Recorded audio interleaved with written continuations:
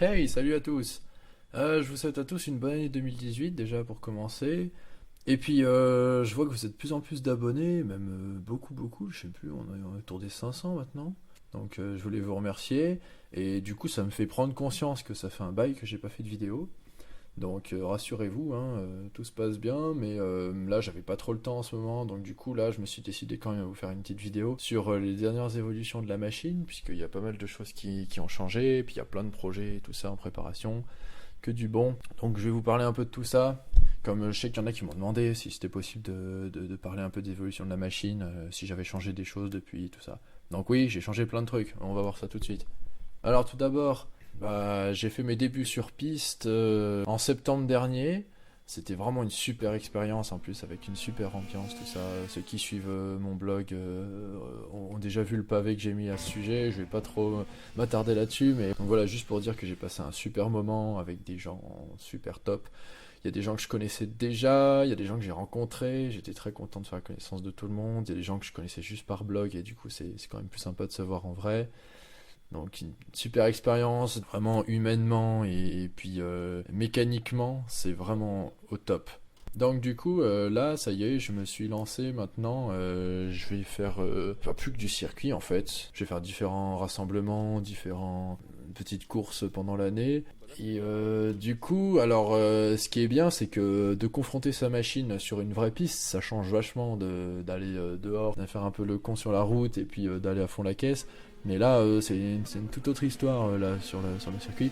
Surtout qu'en plus, moi, j'ai vraiment pas beaucoup de pratique en matière de pilotage. Et j'avais un pilotage assez catastrophique. Et puis bon, c'était les débuts, tout ça, on a toujours un peu peur de pas tomber, de pas gêner les autres, enfin bref, plein de choses. Mais du coup, c'est bien parce que là, comme ça, il y avait une bonne ambiance. C'était pas une ambiance de compète, tout ça, donc ça, c'était cool. C'était pile ce que je cherchais, quoi. Débuter tranquillement.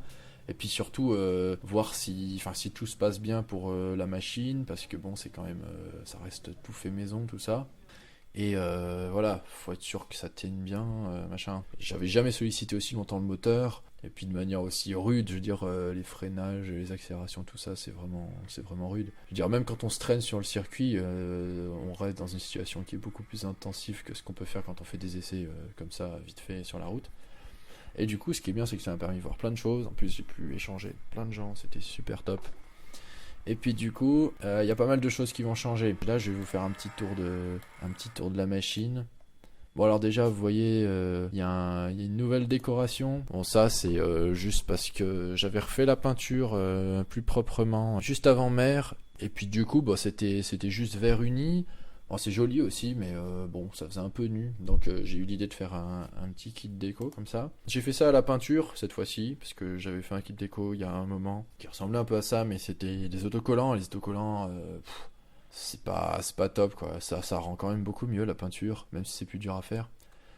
Donc j'ai fait ça avec du scotch masquant à la bombe.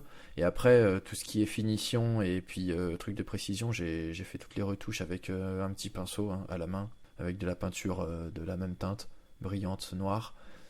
Et ça marche pas trop mal, le résultat est sympa, et puis ça a l'air de bien tenir. Donc là maintenant, voilà, j'ai un petit motif sympa, et puis j'ai des emplacements pour les numéros. Bon, les numéros, j'ai mis des trucs à 2 balles en autocollant, mais bon, histoire qu'il y ait quelque chose quoi. Alors le premier truc, c'est que la fourche. Alors à mer, la fourche, elle a rendu définitivement l'âme. Elle était déjà fatiguée, et là, l'utilisation de piste, c'est vraiment, faut freiner fort, accélérer, freiner. On fait ça tous les 20 mètres. Donc du coup, la fourche, elle a vraiment explosé quoi. Elle a fuite partout.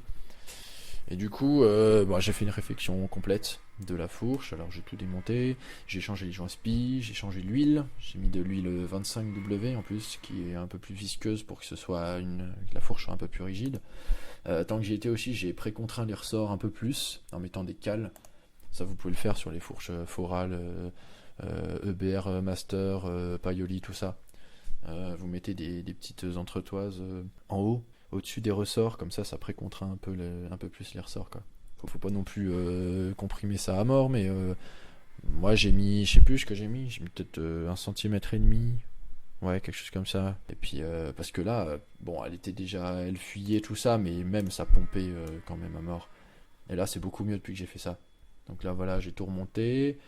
Tant que j'y étais, je me suis aussi occupé de la colonne de direction, j'ai rigidifié tout ça, parce que même en serrant à mort, on a toujours un peu de jeu avec ce truc. Ou alors faut vraiment serrer comme un âne. Donc, ce que j'ai fait en fait, j'ai pris des cuvettes, j'en ai mis en haut et en bas. Normalement il y a un filetage, je l'ai viré, et j'ai agrandi pour que que ça rentre un peu en force sur la tige de la fourche. Et du coup je le mets à l'envers, comme ça c'est bien tout plaqué en haut et en bas. Et là, il n'y a vraiment aucun jeu et ça tourne très librement comme ça, et ça c'est super. Donc voilà, petite astuce au passage si vous voulez faire ça. Voilà, on voit le kit déco. J'ai essayé de faire un motif qui se prolongeait là sur la coque et sur le réservoir, ça rend pas mal. Bon, sinon le moteur, il y a eu deux trois choses qui ont été revues, certaines valeurs que j'ai modifiées un peu. Bon, Amer, il était bien, la carburation était très bien réglée, ça c'était cool. La variation est un poil lourde. Faut se méfier quand les moteurs sont bien chauds. J'ai remarqué, ça modifie la variation. Elle commence plus tôt du coup. J'ai dû me servir un peu du lanceur souvent, mais bon, voilà, j'ai revu ça aussi. J'ai revu l'avance à l'allumage. Je me suis remis à 6 pour avoir un peu de couple.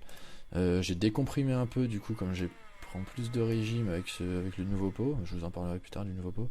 Et j'ai mis des lamelles 0,40 du coup. Comme maintenant c'est vraiment pointu comme moteur. Donc voilà, j'ai découpé ça dans une feuille de clapet. On voit les clapets tout remonter. Ensuite il y a le lanceur. Alors le lanceur il était vraiment pourri. Le lanceur que j'avais là c'était un ONTech ou je sais pas quoi, un truc premier prix. Et le problème c'est que sa rotation elle se fait pas dans le sens de votre pied en fait. Vous avez le pied sur le cale-pied et lui il va à l'envers en fait. Donc c'était un peu le bazar, parce que quand je devais me servir du lanceur, je devais lever ma jambe, c'était un peu pénible quoi. Donc du coup là ça a viré ça, j'ai mis un nouveau lanceur qui est fait par un ami. C'est un modèle comme pour les 51 CF. Et là c'est beaucoup mieux comme truc, rien à voir. Donc ça voilà, c'est au niveau du lanceur on est bien. Ensuite il y a le ressort moteur, j'ai un peu modifié au niveau de l'ancrage. Je l'ai mis beaucoup plus horizontal, comme les RS, pour que vraiment le moteur il travaille d'avant en arrière. Voilà, comme ça devrait quoi. Le mien il était trop incliné vers le bas. Donc voilà, des petites astuces comme ça. Et puis au passage, j'ai tout monté sur biellettes, les petites biellettes de karting là, de direction de carte. Ça c'est super bien. Comme ça force nulle part quand ça se déplace. Alors il y a un nouveau pot, comme je vous disais. Donc c'est un pot vraiment au code G3 celui-là. Donc RSR, parce que vu les diagrammes du cylindre, en fait, il faut vraiment avoir un pot qui s'adapte à ce genre de configuration. À mer, j'avais un pot, c'était un G2FS Bidalo, et le truc c'est que au niveau de la zone d'accord, c'est pas tout à fait adapté. En fait, j'avais une plage d'utilisation qui était assez grande, mais du coup, le moteur poussait pas autant qu'il pourrait. On va dire ça lissait un peu la plage, ce qui est bien, mais bon, quand on commence à partir à 12 500 et puis qu'on peut allonger jusqu'à plus de 14 500, ça fait un peu, c'est un peu grand quoi. Pour ce genre de moteur, 12 500 c'est un peu bas. Donc du coup là en ayant changé de pot, même vraiment un G3, le moteur pousse beaucoup plus fort mais plus haut en tour. Et la plage est plus restreinte. Donc du coup là faut vraiment mouliner. Donc maintenant j'ai tout réglé tout ça, c'est mieux. Voilà là avec le nouveau pot fait sur mesure par un copain. Là on voit bien le lanceur aussi. Voilà, donc là ça commence à être du beau matos là tout ça. Avec le nouveau pot là. Et puis le lanceur. Tout monté sur biellette, tout ça, nickel, roulement. Voilà, là on voit bien le pot. Au niveau du carbu aussi, ce que j'ai modifié, c'est que j'avais la boîte à air avec le manchon. Le truc, c'est que le manchon, en fait, à l'usage, vraiment sur la piste, là, ça me gênait, puisque le tuyau de raccord, là, il me gênait vraiment trop. Je le sentais contre ma jambe et c'était pourri. Donc, du coup, ce que j'ai fait, j'ai vu que quasiment personne ne roulait avec une boîte à air. Il y en avait, ils avaient rien, ou juste un petit filtre. Moi, ce que j'ai fait, c'est que j'ai mis un filtre aussi, histoire de pas manger des cailloux, mais voilà, au moins j'ai gagné au niveau de la jambe. Là je suis tranquille, je peux bouger, tout ça, y a pas de souci, je vais pas. Et puis surtout le problème c'est si je tombe aussi, c'est ça qu'il faut voir. Là si je tombais, je pense que j'arrachais tout le carbu et tout ça, parce que le manchon il y avait un truc rigide, alors que là la mousse, au pire, si je tombe, la mousse elle va virer, mais ça arrachera pas tout quoi. Voilà, qu'est-ce qu'on avait d'autre? Là on voit bien les petits motifs. Ouais, du coup, ce que j'ai fait aussi, c'est un conseil que j'ai eu, plaquer le maximum le pot sous la machine, comme ça, quand tu tombes, bah t'as pas de souci. Bah, pour faire ça, souvent t'es obligé de tordre le tube de fuite du coup. Donc chauffer au chalumeau et puis y aller tranquillement pour pas tout déformer ou ovaliser quoi que ce soit. Donc ça va, je m'en suis bien sorti. Donc là du coup le pot il est complètement calé sous la machine. On voit bien là quand on voit de derrière. Voilà, là c'est bien plaqué. Là puis on peut pas, ça évite d'accrocher aussi les autres au niveau de leurs pieds tout ça. Ça c'est important parce que bon il y a des contrôles techniques sur les circuits, ils vérifient que tout soit bon. Bon la mienne elle est passée tranquille mais quand même un truc qui dépasse, enfin, c'est moyen quoi. Quelqu'un qui te double un peu trop près, il peut se le prendre dans la jambe et puis tout le monde peut finir par terre. Donc là du coup il n'y a pas de souci, ça va rien accrocher, c'est bien planqué, c'est parfait. Voilà on voit bien, hein, la machine elle est devenue vachement fine. On voit juste le cornet qui dépasse mais ça c'est de la mousse, c'est pas grave. Là de la vue d'avant aussi. Là, pour la prise au vent, là, c'est pas mal. Je me suis fait un grand saut de vent devant avec un plexi. Ça, c'est un truc qu'on trouve à Leroy Merlin pour 10 euros, je crois. Donc vraiment pas cher, quoi. C'est comme ma peinture. J'ai payé, je sais pas, 7 euros de bombe, un petit pinceau et un petit pot de peinture, un rouleau de scotch à masquer. Je pense qu'en tout, j'en ai eu pour peut-être 10 ou 12 euros pour faire la peinture. Ce qui est pas mal. Le rendu qualité-prix est pas trop mal. Parce que c'est sûr qu'on peut avoir un truc vachement en plus clean, nickel, machin, mais après, il faut sortir les sous, quoi. Ou alors être peintre. Ou alors avoir du bon matos. Donc voilà pour la machine. L'autre côté, pareil. Ici, là, il n'y avait rien de nouveau. Là, on voit bien le prolongement du motif. Donc là aussi, au niveau du disque avant, je crois que je ne l'avais pas montré celui-là. Donc c'est un disque flottant, maintenant en 230 mm. Donc ça freine très bien. Avec l'étrier de Derby, toujours. Donc ça j'avais pas de soucis, les freins c'était vraiment très bien. Ça c'était super. Bon il y a juste faut s'améliorer un peu maintenant au niveau du pilotage, j'espère. Bon parce que là du coup la machine elle marchait vraiment pas mal, mais bon moi j'étais pas très à la hauteur là. Mais bon c'est pas grave, on va progresser tranquille. De toute façon le but c'est pas que j'explose tout par terre. Et puis voilà, ça ira bien. Donc voilà pour les nouvelles. Donc pas mal de modifications, pas mal de choses qui ont été revues, vraiment pour un usage circuit quoi maintenant. Là, je vais faire plus que ça en fait. Puis maintenant je sors quasiment plus du tout sur la route. Ça se construit vachement dans mon coin et il y a beaucoup plus de trafic, de force de l'ordre, tout ça. Donc c'est plus trop l'endroit pour aller claquer 14 000 tours devant les habitations. Et puis je veux dire, enfin maintenant elle fait un boucan, c'est encore pire qu'avant. Parce que là avec le nouveau pot, tous les nouveaux réglages, tout ça, elle monte encore plus haut en tour et puis elle part vraiment fort. Le bruit c'est vraiment quelque chose quoi. Puis ça se répercute sur les immeubles et tout, c'est infernal. Ça fait une espèce d'écho. Donc voilà pour tout ça. J'ai aussi un autre projet en même temps. Ça je vous montrerai, je ferai une vidéo là-dessus. Je suis en train de préparer un second moteur, un moteur de rechange que je pourrais avoir là pour les courses. Et c'est du beau matos, c'est un Didier Thomas, donc groupe 2. Pour ceux qui connaissent, c'est un bon cylindre. Et voilà, je suis en train de préparer tout ça tranquillement.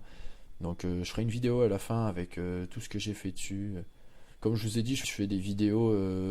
Ouais, j'ai pas le temps de faire vraiment des vidéos en vlog et machin chose. Et puis de toute façon, je m'en fous un peu. Mais bon, comme je vois qu'il y a quand même de l'engouement pour les vidéos que j'ai faites, du coup, voilà, je vais quand même vous faire des trucs. Mais comme je vous ai dit, je vais pas faire des choses qui ont déjà été faites et qu'on peut trouver facilement sur internet. Donc ce que je ferai sur ce moteur là, je vous décrirai un peu toutes les étapes de la préparation, ce que j'ai voulu faire, comment je l'ai fait et pourquoi. Et voilà, un peu monter tout le montage, la préparation du moteur en détail. Je pense que ce sera intéressant parce que ça par contre on voit pas souvent. Des fois on voit des gens qui parlent de leur montage et tout ça, mais là je rentrerai vraiment dans le détail de tout. Ce sera peut-être une vidéo un peu longue, mais bon, vous êtes habitués hein, sur cette chaîne, il y a pas beaucoup de vidéos et elles sont très longues. Donc bon, voilà. Bon bah écoutez, c'est tout pour maintenant. Et puis on est paré pour la saison 2018 avec nouvelle déco, nouveaux réglages et un nouveau moteur en préparation. Donc ça va être cool. Donc le but maintenant c'est d'essayer d'être un peu moins une tanche, surtout dans les virages. Parce que bon, quand c'est ligne droite ça va. la machine marchait pas trop mal. J'arrivais à les tenir, là, les cocos. Donc ça, c'est cool. Déjà, la machine, elle marche vraiment bien. Mais après, en virage, c'est une catastrophe. Ça allait déjà mieux à la fin. Pour dire, j'ai amélioré mes temps de quasiment 20 secondes. Absolument énorme. Mais bon, je partais tellement loin. Fallait compter, les meilleurs, ils me prenaient 3-4 tours, quoi. Et après, plus que un ou deux tours. Donc voilà, c'est déjà un bon progrès. Mais on est encore très loin de pouvoir rouler un peu comme il faut. Et puis voilà, je pense que je suis loin d'être aux limites des pneus, tout ça. Voilà, je pense qu'il y aura moyen de se faire plaisir. Et puis ça va être cool. Bon voilà, salut tout le monde et à une prochaine.